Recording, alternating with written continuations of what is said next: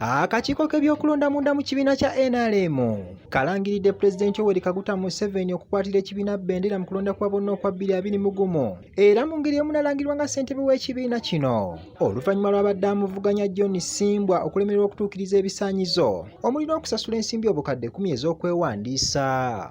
President Yoweri Museveni is still unopposed because we have closed. We closed yesterday. That was how the roadmap ran.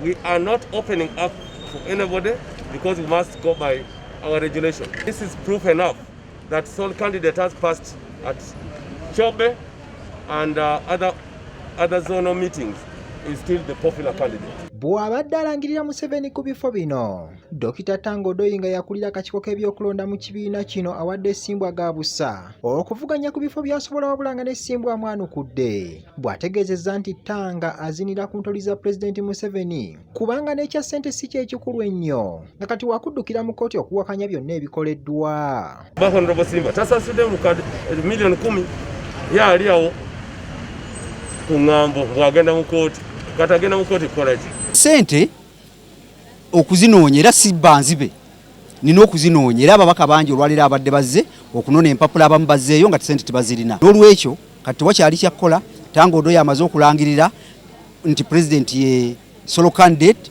kyensigalidde kiri kimu enkya tunasinkana mu kkooti gye tunaabiwoleza ebyo. Olwaliro okujja empapula okuvuganya mu kamyufu k'ekibiina ku bifo by'enjawulo okutandise era bangi abeeyiye ku kitebe ky'ekibiina kya NRM okujjayo empapula omubadde n'abaliko ku ludda oluvuganya gavumenti ko n'abali baweerezaako mu gavumenti wabula ne bawummula.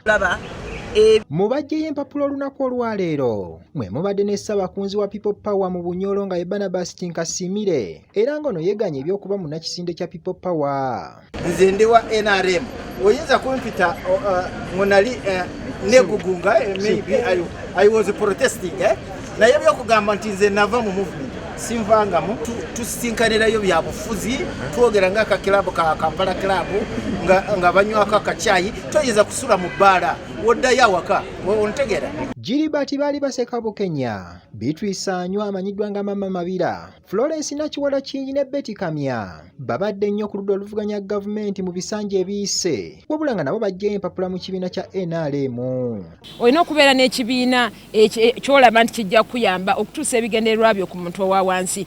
Njagala okulaba nti bannange abantu bafe mu byalo tubawe ebyobulamu. Abalala Top TV beeyogeddeko nabo bogedde lwaki bajjayo empapula. Amanya nze Tugume Ronald Apuli bakufuna nomination forms ninga nesimbyeyo okubeera omubaka wa Parliament Makindye West nga njagala abantu bafe ku luno tuve mu bumulekwa bannange Makindye West tulinga bamulekwa tubonaabona tetulina tuddukira tetulina tusakira tetulina tukwanira tetulina tulowoozaako. Manyi bulungi nnyo obulumi bw'abantu abali naddala mu bifo eby'omugotteko ghettos. Sikoze ku Kifumbira yokka ne Katanga tukozeeyo nawali Namugongo ne Katwe. So kati ekikulu Nambi ekyalina ekyenkizo oba ekyengera kyekyokubeera n'abantu bano nga weebali mu alaali.